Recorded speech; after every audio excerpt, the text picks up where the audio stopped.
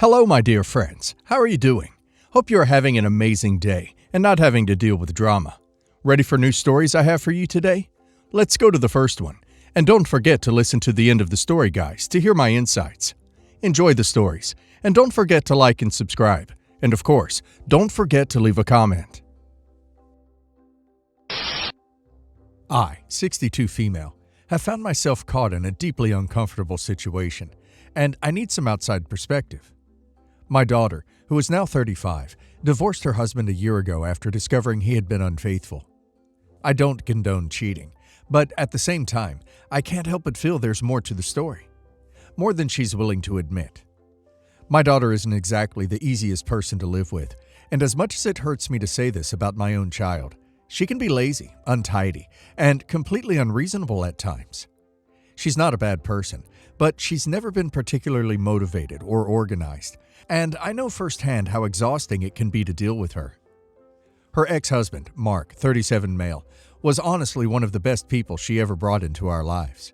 He's hardworking, reliable, and was a genuinely loving father to their two kids, now 10 and 7.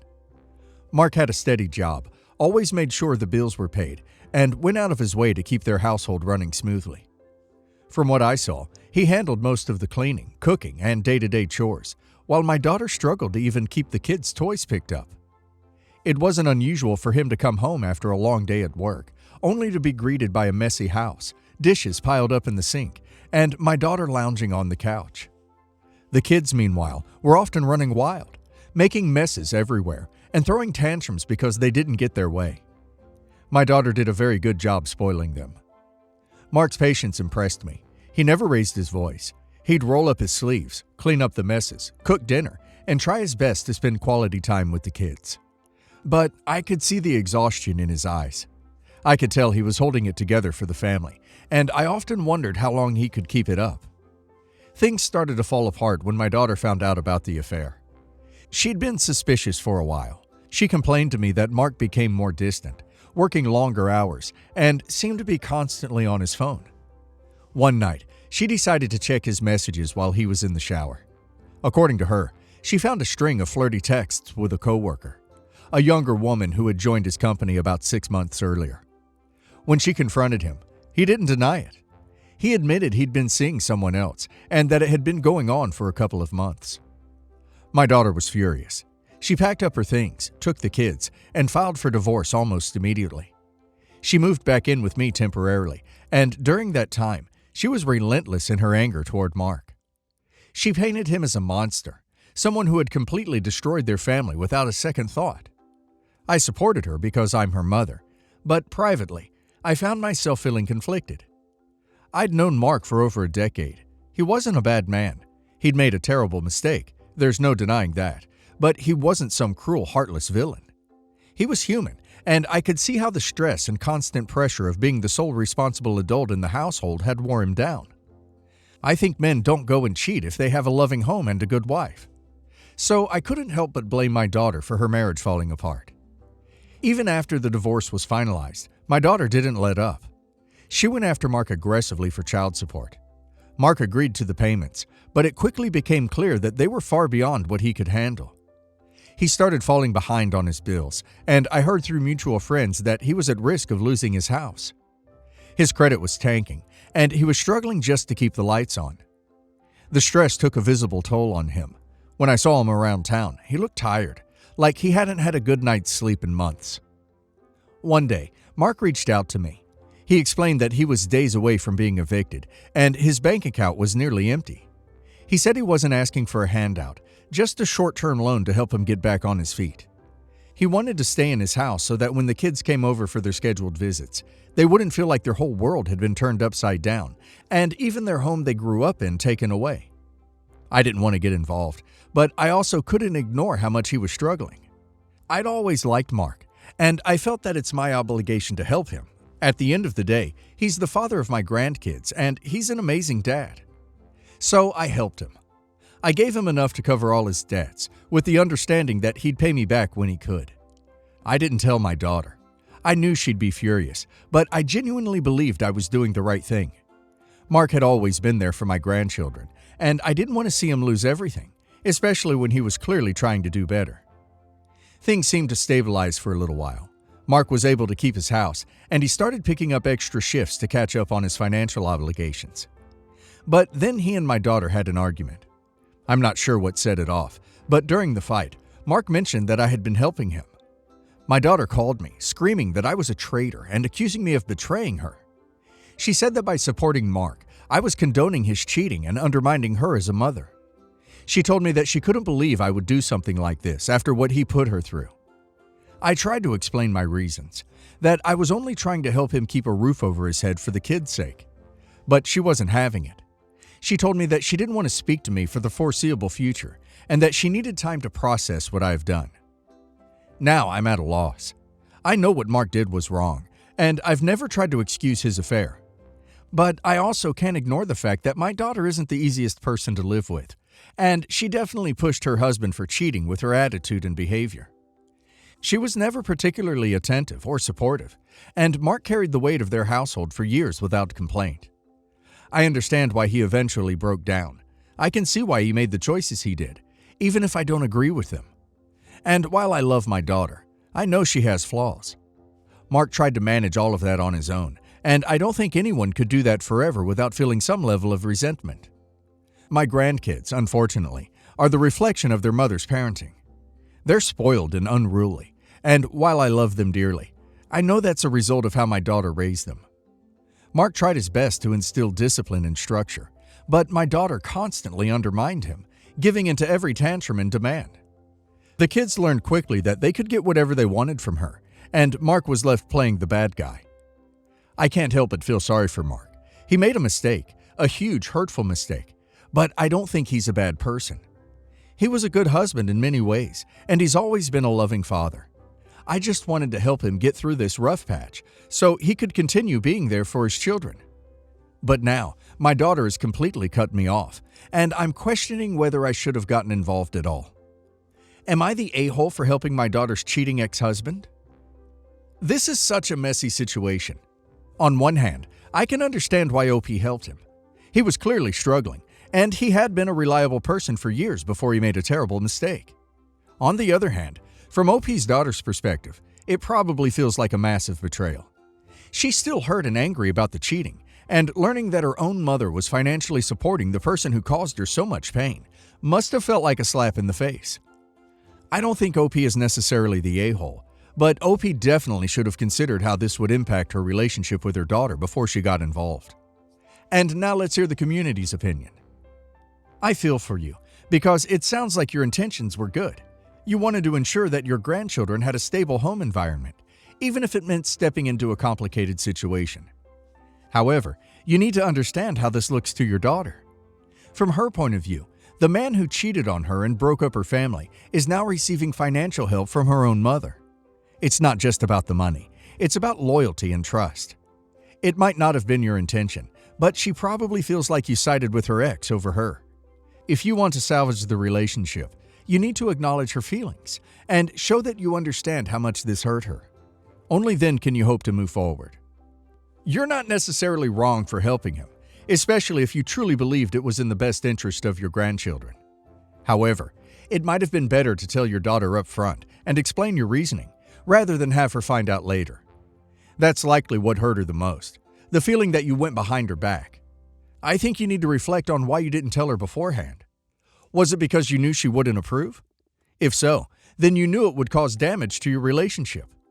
It might not make you an a-hole, but it does mean you owe her an honest, heartfelt explanation now. Maybe she'll never fully agree with your decision, but if you can approach it from a place of empathy and acknowledge the pain it caused, there might still be a chance to repair things with her. It's hard not to see both sides here. You clearly thought you were doing what was best for the kids, and it's obvious you care about their well-being. At the same time, it's not surprising that your daughter feels betrayed. For her, the divorce wasn't just a breakup, it was a deeply personal wound. By helping her ex without telling her, you inadvertently made that wound worse. I don't think you're an a-hole, but I do think you misjudged how much this would hurt her. Maybe the best way forward is to acknowledge her feelings, apologize for not involving her in the decision, and make it clear you understand why she's upset. It won't fix everything overnight, but it could be a first step towards healing the rift. I've been so conflicted the past month about what occurred during my wedding reception with my mother. I got to marry the love of my life, and the evening was going picture perfect, and we were all having a great time.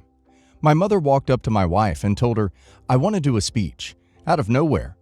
Our wedding was on a strict time limit, and everything had to go as planned to where we didn't have any time for extra speeches. My wife came up to me and told me my mom wanted to speak, and that there was no way that we could make that happen. She wanted me to talk to her. So I do, and I explained the strict time schedule to my mom and for her to just make a toast at the brunch everyone was attending the next morning. And this is where she flips a switch, gets up, storms over to the bar for a drink, and makes a scene and leaves. My stepdad came up to me and said, "Big mistake," which pissed my wife and I off. So everyone at the reception pretty much knows what happened, and it was embarrassing, and we're both pretty angry, but we weren't going to let it ruin our night. We continued the evening, and everything went so smooth after my mom left. She sends a text to my wife late that night. I'm sure she's drunk and emotional. She told my wife that, "I do not give you my blessing, and this wedding would not have happened if it weren't for me." She contributed $3,000 of the total $20,000 it cost for everything.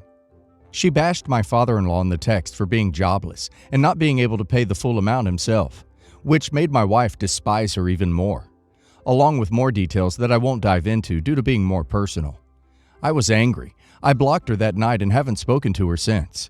It was the first ever Mother's Day that I haven't seen her, and I'm feeling a bit crappy about not even sending her a text. But deep down, I'm still fuming for how she treated me, and most importantly, my wife, on our wedding night. She could have reached out to us a few weeks in advance to let us know she wanted to make a speech or toast, and we would have let her. I guess since she paid a small portion, she just assumed we'd allow her the night of. Who knows? My mom and I are really close, which makes this even harder. But I'm not sure I can ever forgive her for what she said to my wife. Her walking out of my wedding reception before toasts was embarrassing and made us mad, but the text is what really got us fuming. She could have at least waited until the next day, not try and ruin our wedding night. Am I the a-hole for blocking my mom for 5 weeks, missing Mother's Day, and not being the bigger person to try and resolve this issue? Edit. I'm going to clarify why we didn't let my mom speak.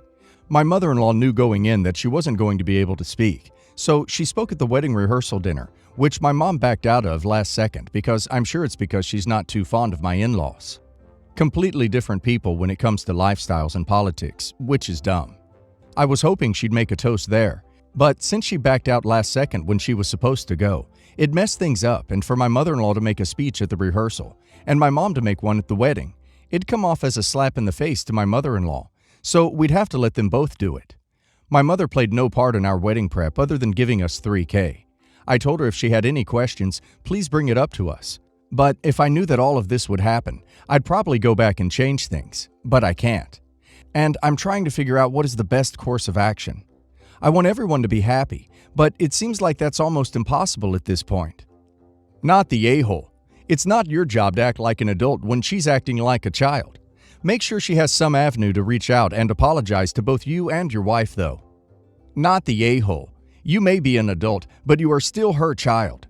Her having childish behavior does not make it your fault, and that you have to forgive her. There will be people that will say, "But it's your mother." Nope. Blood does not equal completely righteousness. Not the a-hole. Your mom sounds manipulative, and for once she didn't get her way, and now her colors are showing.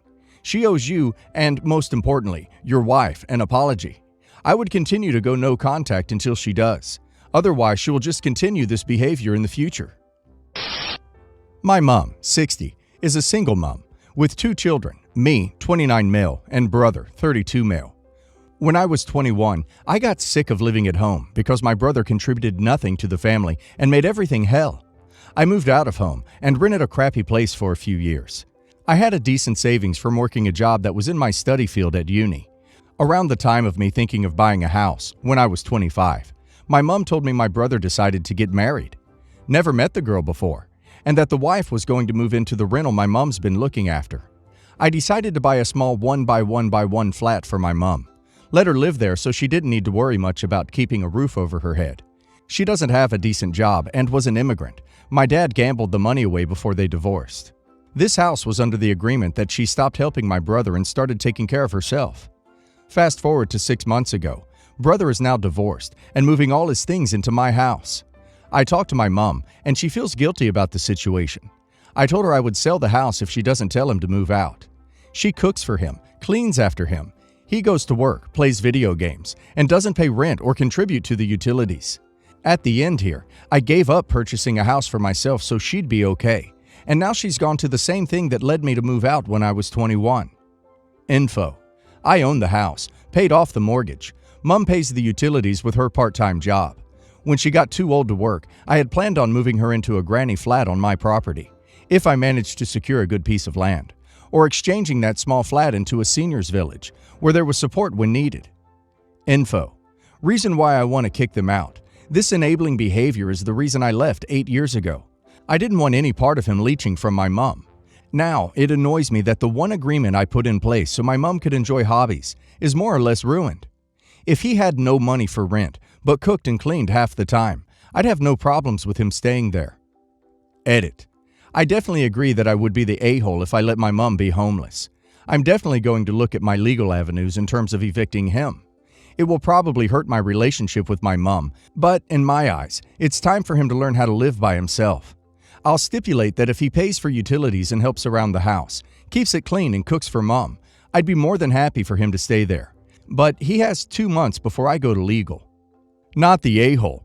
She is the one who broke the agreement, and you're the one who bought the house, only for her to live in. Not the a-hole, and here's why. You bought that house to look after your mother, not your brother. It's not unreasonable for you to not want to pay for the housing of your brother when that is not the idea behind buying the home. I do think you would be the a-hole if you left it to your mom without any involvement. Tell your brother yourself that you paid for the home and will not continue to do so if he does not find his own place and make his own way. Leaving it to your mother puts her between her 2 children, and even though it's reasonable that you do not want to provide housing for your adult brother, it puts her in a hard spot if you have no involvement. Everyone sucks here. Your mom is just being a mom. She cares about your brother and loves him unconditionally. I know that feeling because my mom is just like that. Even if I would duck my life up completely, she would care for me. You would suck if you kicked your mom out. Yeah, she broke your agreement, but she feels guilty. Your brother actually does suck very much. He is the one you should be threatening to kick out. So I, 24 male, am from a working-class family in the UK, where we've always earned enough not to be worried about money, but don't earn enough to have much money to spare. As many UK students will know, this falls into the working-class poverty gap for student loans, where your family earns enough that your student loan is very low, but your family don't actually have the spare income to pay for you to go to university. I managed to get my undergraduate degree in medical science through money I'd saved from working several jobs for a year, and from working through university as well as relying on what little support my mother could afford, whilst getting no support from my deadbeat father, who thinks it was selfish of me to want a degree. He has one. My sister and my cousins also thought it was selfish of me to want to go to the university I did. I got into a Russell Group university, into a competitive course, through resitting exams and studying hard whilst working. None of them got anywhere near the entry requirements for any of their exams because at their own admission, they hated school and didn't want to study. I also hated school and didn't want to study, but I wanted more for myself. This causes me a lot of guilt still. Anyway, my dream was always to become a doctor, and I've gotten to the final stage of entry twice without success. Regardless, financially it isn't an option for me, so I let it go and work a grad job. Recently, my grandmother has informed me that she has a large amount of money saved and has actually been largely living off of my late grandfather's pensions for years. He died suddenly of a heart attack. She has offered to give me the lion's share of this money if I will reapply and get in to study medicine. She would have enough to live off after that, and her health isn't great, and so sadly she doesn't look like she has much longer left anyway. Her logic is that my sister and my 3 cousins already have jobs and houses, as well as 2 of them having degrees from a local university, and so they don't need a large amount of money, where it could be used to help me. They disagree and see it as favoritism, and say they could use the money as a uni fund for their children or renovating their houses. I've been called a leech, and my sister went as far as to accuse me of coercing a sick old lady into signing money away to me. I haven't accepted yet, and I haven't told my family this, but I do think I need the money more. Edit. A lot of people in the working class community in England believe you shouldn't try to go to university, and that wanting anything you can't get without qualifications is saying that there's something wrong with living a working class life. I got the grades for medicine, otherwise I wouldn't have been able to apply. I took a year out to earn money and reapply, but didn't get in. Hence, my degree. I got a great job. I have saved up, but not enough to support myself for up to 5 years, worst case. I am miserable. I am well acquainted with the reality of being a doctor. Again, I got this far. My grandmother has been diagnosed with COPD and doesn't think she's going to be around much longer. We were talking a few weeks ago, and I said I'd wished I was able to give medicine another shot. That then kicked all this off. Am I the a-hole? Not the a-hole. Your grandmother made the offer, and it is her money to do with as she pleases. It sounds like she has a lot of faith in you and wants to see you pursue your goal. Accept, work hard, and make your gran proud. No a-hole. The money belongs to your grandmother. She is certainly free and justified to leave that money to anyone she wants and in any proportion, etc., that she wants. Her criteria for doing so is no one's business but her own, and no one is owed any money at all. Not the a-hole. I think your grandma is thinking some version of a rising tide raises all boats, or however that saying goes. She is looking to improve the prospects of her family by helping you move into a pretty lucrative career. I hope that you remember the spirit of this gift. Maybe someday you will be in a position to give a relative or two a similar opportunity. My 23 male brother lives at home with my parents. He'll only cook for himself, and other than maybe going to the gym, he'll spend his free time generally just wasting himself on video games, browsing through his phone, watching movies, etc. He has no job and no career ambitions, and spends upwards of $20K to $30K on trips, online shopping, and clothing a year. The only reason my parents allow this is because he got lucky. In high school and college, my brother was such an overachiever and the star of the family. He was so passionate and bright and had all these career objectives and ambitions. However, in college, he'd spend a lot of time on little side projects on top of his classes and internships and everything. And 2 of them happened to blow up and turn into small businesses that almost completely are passive and require like 5 hours per week to maintain. Because of the money he was making from this and the reliability of how stable it is, he grinded getting his college degree and then just gave up and stayed at home. He was discussing this online with one of his close friends when I happened to overhear when I was visiting my parents. He basically makes around $400K per year pre-tax, and after taxes and all that, and spending his $20 to $30K, saves up around $260K in his bank account. His grand plan is to save up for around 10 years, and then officially retire and do absolutely nothing for the rest of his life, except maybe travel. That night I confronted him and told him that it was horrible to see him waste himself away like this. I understand that technically he can support himself, but money isn't everything, and he's literally burning his life away. He's basically set himself up to do nothing but work out, travel, rock climbing and stuff, with no real work, and it's sad to see coming from his brother.